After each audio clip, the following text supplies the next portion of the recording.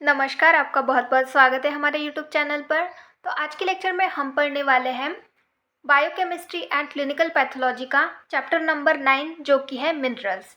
इस चैप्टर में हमें कौन-कौन से टॉपिक कवर करने हैं वो हम सबसे पहले सिलेबस में देख लेते हैं। तो हमारा चैप्टर नंबर 9 है जो कि है मिनरल्स। इसमें हमें टाइप्स पढ़ने हैं, मिनरल्स के टाइप्स पढ़ने हैं। आपको मिनरल्स के बारे में पता होगा, आपने बहुत जगह पर मिनरल्स के बारे में पढ़ा होगा। तो बायोकेमिस्ट्री में इसका किस तरीके का रोल होता है वो देखेंगे। तो यहाँ पर हम सबसे पहले मिनरल्स के टाइप देखेंगे, उसके बाद मिनरल्स के फंक्शंस क्या होते हैं हमारी बॉडी में वो देखेंगे। देन डिफिशियंसी डिसीज़, अगर मिनरल्स की कमी हो हमारी बॉडी में तो उसकी वजह से कौन से डिसीज़ हमें हो सकते हैं वो देखेंगे। देन रिकमेंडेड डेली रिक्वायरमेंट, तो हमें डिफरेंट डिफरेंट टाइप के यहाँ पर मिनरल्स पढ़ने हैं, उनका डेली इनटेक हमें कितना करना है वो भी हम यहाँ पर देखेंगे। तो आइए स्टार्ट करते हैं चैप्टर नंबर 9 मिनरल्स। सबसे पहले हम यहाँ पर मिनरल्स की डेफिनेशन देखेंगे। Minerals are the elements which cause different type of physiological functions and biochemical process in the body. तो मिनरल्स ये एक ऐसे एलिमेंट्स होते हैं जो कि डिफरेंट टाइप के फिजियोलॉजिकल फंक्शन हमारी बॉडी में ऑकर करते हैं और बहुत सारी बायोकेमिकल प्रोसेस भी इनके थ्रू हमारी बॉडी में कंप्लीट होती है।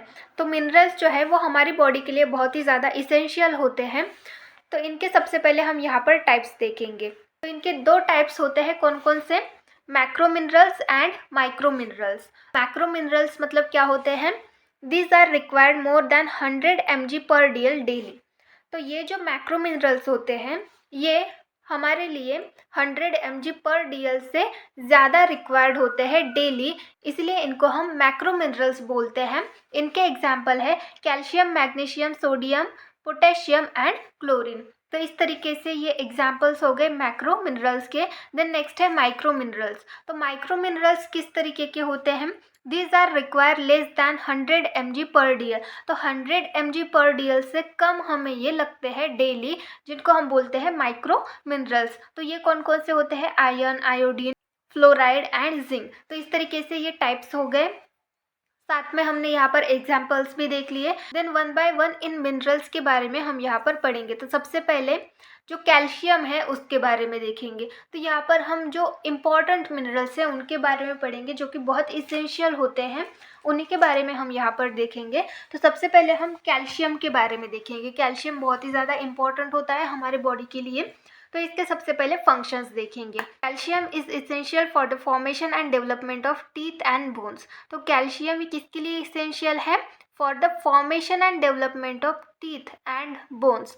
तो हमारे हड्डियों के और दांतों के फॉर्मेशन के लिए और डेवलपमेंट के लिए कैल्शियम बहुत ही ज़्यादा इसेंशियल होता है। Ionized calcium is required for blood coagulation process. तो ब्लड कोआगुलेशन प्रोसेस में आपने ब्लड क्लॉटिंग फैक्टर पढ़ा होगा, तो वहाँ पर कैल्शियम ये भी एक फैक्टर होता है, ब्लड क्लॉटिंग फैक्टर। तो वो आयोनाइज्ड कैल्शियम होता है जो कि ब्लड कोआगुलेशन प्रोसेस के लिए बहुत ही ज़्यादा ज़रूरी होता है। देन नेक्स्ट है regulate the excitability of nerve fibres. जो हमारे न्यूरॉन्स होते हैं, न्यूरॉन फाइबर्स होते हैं, उनकी एक्साइटेबिलिटी के लिए ये इम्पॉर्टेंट रोल प्ले करते हैं। उनकी एक्साइटेबिलिटी ये रेगुलेट करते हैं। देन नेक्स्ट है maintain normal activity of muscles. हमारे मसल्स की नॉर्मल एक्टिविटी जो है वो मेंटेन रहती है कैल्शियम की वजह से। देन नेक्स्ट है require for activation of several enzymes. तो बहुत सारे एंजाइम्स को एक्टिवेट करने के लिए कैल्शियम बहुत ही ज़्यादा इंपॉर्टेंट होता है। तो इस तरीके से कैल्शियम के ये कुछ फंक्शंस हो गए। कैल्शियम हमारी बॉडी के लिए बहुत ही ज़्यादा इम्पॉर्टेंट होता है।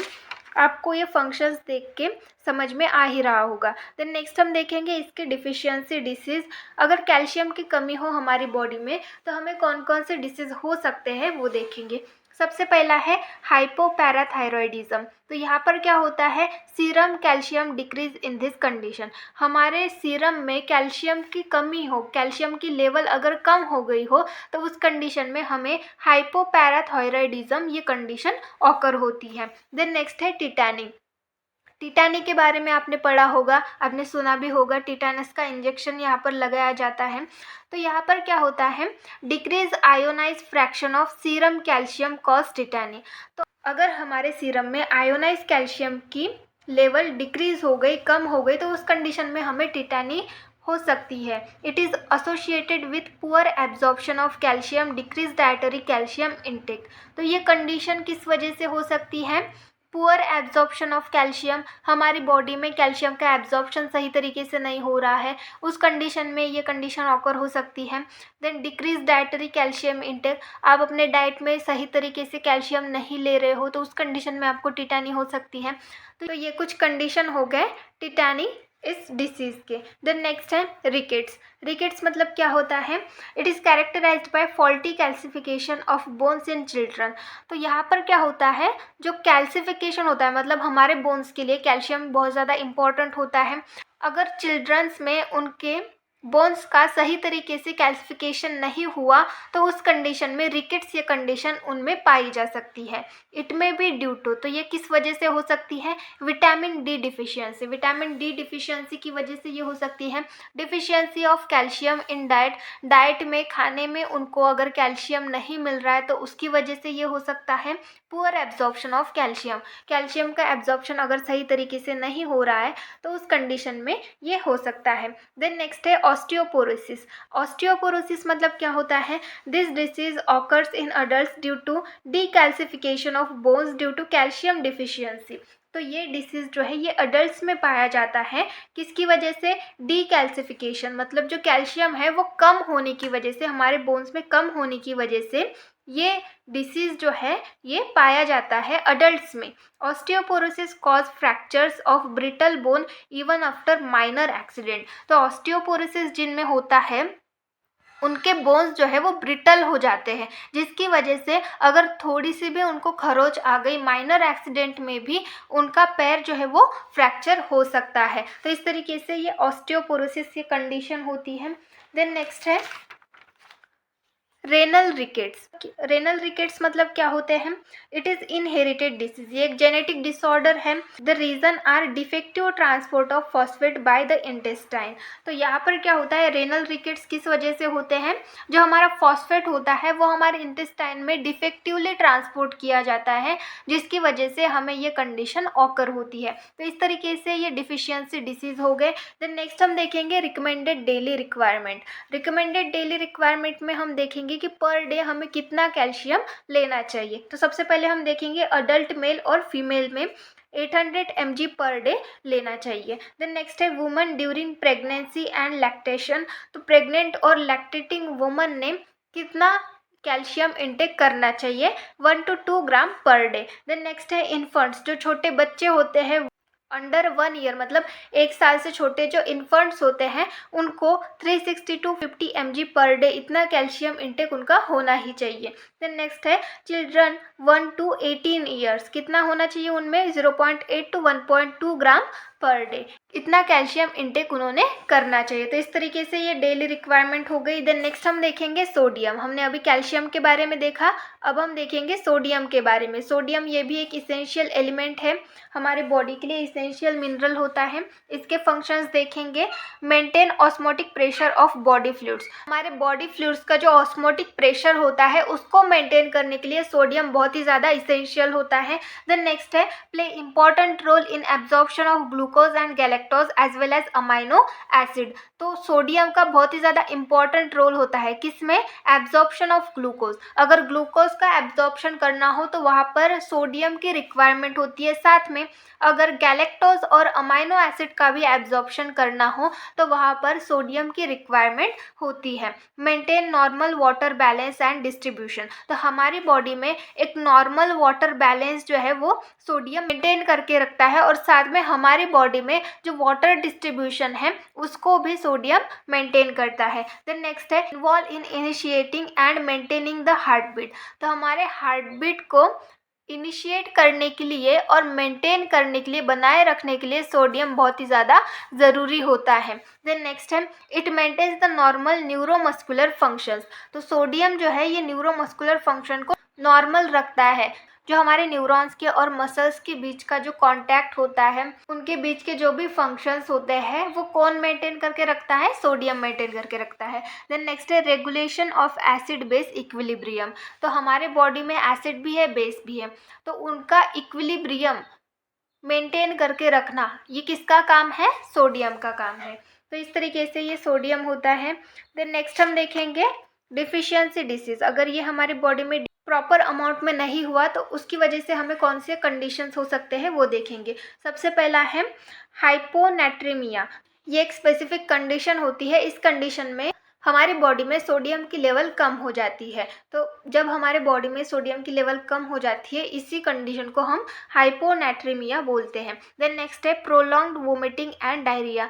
तो ज़्यादा दिनों तक वोमिटिंग होती है और डायरिया भी होता है। देन नेक्स्ट है क्रोनिक रेनल डिसीज़, हमें किडनी के डिसीजेस होने लगते हैं। एडिसन्स डिसीज़ होता है, वेट लॉस होता है। तो इस तरीके से ये डिफिशियंसी डिसीज़ हो गए सोडियम के। देन नेक्स्ट है recommended daily intake. Daily intake कितना करना चाहिए सोडियम का? अडल्ट्स में 5 to 15 ग्राम्स पर डे और पर्सन सफरिंग फ्रॉम हाइपरटेंशन। तो अगर कोई ऐसा पर्सन है जिसको हाइपरटेंशन ये कंडीशन है, उसका ब्लड प्रेशर हाई रहता है, तो उसने लेस दैन 1 ग्राम, 1 ग्राम से कम सोडियम जो है उसने इंटेक करना चाहिए। देन नेक्स्ट है क्लोराइड। तो यहाँ पर अब हम क्लोराइड देखेंगे। तो क्लोराइड के फंक्शंस क्या है, इसका डाइटरी इंटेक कितना करना है, वो सारी चीज़ें देखेंगे। तो सबसे पहले फंक्शंस देखेंगे। Essential in acid base equilibrium. ये भी एक मिनरल है जो कि एसिड बेस इक्विलिब्रियम को मेंटेन करके रखता है। देन नेक्स्ट है essential in water balance and osmotic pressure regulation. Water balance करता है हमारी बॉडी में और साथ में ऑस्मोटिक प्रेशर को रेगुलेट करता है। देन नेक्स्ट है important in the production of HCl। तो HCl के प्रोडक्शन के लिए क्लोराइड बहुत ही ज़्यादा इंपॉर्टेंट होता है। जो हमारा स्टमक एसिड होता है उसके प्रोडक्शन के लिए ये इम्पॉर्टेंट होता है। देन नेक्स्ट है chloride ion is important as an activator of amylase. तो ये जो क्लोराइड आयन होते हैं ये इम्पॉर्टेंट होते हैं किसके लिए? जो अमाइलेज होता है ये एंजाइम को एक्टिवेट करने के लिए ये इम्पॉर्टेंट होते हैं। देन नेक्स्ट हम देखेंगे इसकी डिफिशियंसी डिसीज़। अगर क्लोराइड हमारी बॉडी में सफिशिएंट अमाउंट में नहीं रहा तो उस कंडीशन में हमें कौन से डिसीज कंडीशन हो सकते हैं वो देखेंगे। सबसे पहला है हाइपोक्रोमिक अल्कैलोसिस। तो ये कंडीशन हमें हो सकती है अगर क्लोराइड आयन की कमी हमारे बॉडी में है तो। देन नेक्स्ट हम देखेंगे रिकमेंडेड डेली इंटेक। क्लोराइड का कितना डेली इंटेक हमें करना है वो देखेंगे। तो सबसे पहले अडल्ट्स में देखेंगे 10 to 20 gram per day, childrens में 5 to 10 gram per day, woman during pregnancy and lactation कितना 10 to 15 ग्राम पर डे, इतना इसका डेली इंटेक करना पड़ता है। देन नेक्स्ट है फॉस्फोरस। तो फॉस्फोरस ये भी एक इम्पॉर्टेंट मिनरल है। इसके फंक्शंस देखेंगे, डिफिशियंसी डिसीज देखेंगे और डेली इंटेक कितना करना पड़ता है वो देखेंगे। तो सबसे पहले फंक्शंस देखेंगे। Essential for formation and development of bones and teeth. तो हमारे बोन के और टीथ के फॉर्मेशन और डेवलपमेंट के लिए फॉस्फोरस बहुत ही ज़्यादा इसेंशियल होता है। दूसरा है required for formation of phospholipid nucleic acid. तो न्यूक्लिक एसिड के और फॉस्फोलिपिड के फॉर्मेशन के लिए भी ये बहुत ही ज़्यादा ज़रूरी होता है। Third is the involve in formation of organic phosphate. Organic phosphate के फॉर्मेशन के लिए भी ये ज़रूरी होता है। Required for formation of energy rich compound. Energy rich compound जो ATP होता है, ATP क्या है? ये एक एनर्जी रिच कंपाउंड है। तो इसके फॉर्मेशन के लिए भी फॉस्फोरस बहुत ही ज़्यादा इम्पॉर्टेंट होता है। Require for absorption of glucose by phosphorylation. तो फॉस्फोरस जो है वो ग्लूकोज के एब्जॉर्प्शन के लिए रिक्वायर्ड होता है फॉस्फोराइलेशन इस प्रोसेस के थ्रू। देन नेक्स्ट है function as buffering system in the cell. तो बफरिंग सिस्टम करके ये सेल्स में काम करता है। तो इस तरीके से ये कुछ इसके फंक्शंस हो गए। देन नेक्स्ट हम देखेंगे डिफिशियंसी डिसीज। सबसे पहला है rickets, second one is the hypophosphatemia, then third one is the osteoporosis. तो ये जो डिसीज कंडीशन है ये होते हैं अगर हमारे बॉडी में फॉस्फोरस की कमी हो तो। देन नेक्स्ट हम देखेंगे रिकमेंडेड डेली इंटेक। इसका डेली इंटेक कितना करना है? इन्फेंट्स में 240 to 400 mg पर डे, इतना इंटेक उनका होना चाहिए। चिल्ड्रंस में 800 to 1200 mg per day, adults में 800 mg per day, womens during pregnancy and lactation 1 to 2 gram per day. तो इतना फॉस्फोरस का डेली इंटेक होना चाहिए। देन नेक्स्ट है आयरन। तो आयरन ये भी बहुत ही ज़्यादा इसेंशियल मिनरल है हमारे बॉडी के लिए। इसके फंक्शंस देखेंगे। ट्रांसपोर्ट ऑफ ऑक्सीजन, ऑक्सीजन को ट्रांसपोर्ट करने के लिए ये बहुत ही ज़्यादा ज़रूरी होता है। हमारे ब्लड में हमारे जो ब्लड का सेल्स होता है वहाँ पर आयरन प्रेजेंट होता है। Involve in the process of cellular respiration, cellular respiration की प्रोसेस में ये इन्वॉल्व होता है। जो ईटीसी साइकिल है, इलेक्ट्रॉन ट्रांसपोर्ट चेन है, वहाँ पर ये इन्वॉल्व होता है। Essential component of haemoglobin, haemoglobin का एक इसेंशियल कंपोनेंट होता है। देन नेक्स्ट हम देखेंगे इसकी डिफिशियंसी डिसीज, साथ में इसके मेटाबॉलिक डिसीज भी हम यहाँ पर देखेंगे। सबसे पहला है सिडेरोसिस। सिडेरोसिस मतलब क्या होता है? Excessive deposition of iron in liver. तो हमारे लीवर में जो आयरन है वो एक्सेसिव अमाउंट में डिपॉजिट हो जाता है, उसको हम बोलते हैं सिडेरोसिस। देन नेक्स्ट है न्यूट्रिशनल सिडेरोसिस। तो इसका मीनिंग क्या होता है? When food is cook in a large iron pots regularly, absorption of iron is high leading to nutritional siderosis. तो यहाँ पर क्या होता है, हमारे घर में अगर आयरन के पॉट में रेगुलरली खाना बनाया जा रहा हो तो उसकी वजह से जो आयरन है वो हमारे फूड में एब्जॉर्ब हो जाता है, जिसकी वजह से वो खाना खाने की वजह से हमारे बॉडी में आयरन की अमाउंट बहुत ज़्यादा बढ़ जाती है, जिसकी वजह से हमें न्यूट्रिशनल सिडेरोसिस होता है। देन नेक्स्ट है हीमोक्रोमेटोसिस। अब हीमोक्रोमेटोसिस मतलब क्या होता है? It is a rare disease with deposition of iron in liver, pancreas, spleen and skin. तो ये एक रेयर कंडीशन होती है। इसमें क्या होता है, हमारे लीवर में, पैंक्रियाज में, स्प्लीन में और स्किन में आयरन डिपॉजिट हो जाता है। इस तरीके की ये कंडीशन होती है। देन नेक्स्ट है iron deficiency anaemia. Iron deficiency anaemia होता है अगर हमारी बॉडी में आयरन की कमी हो तो।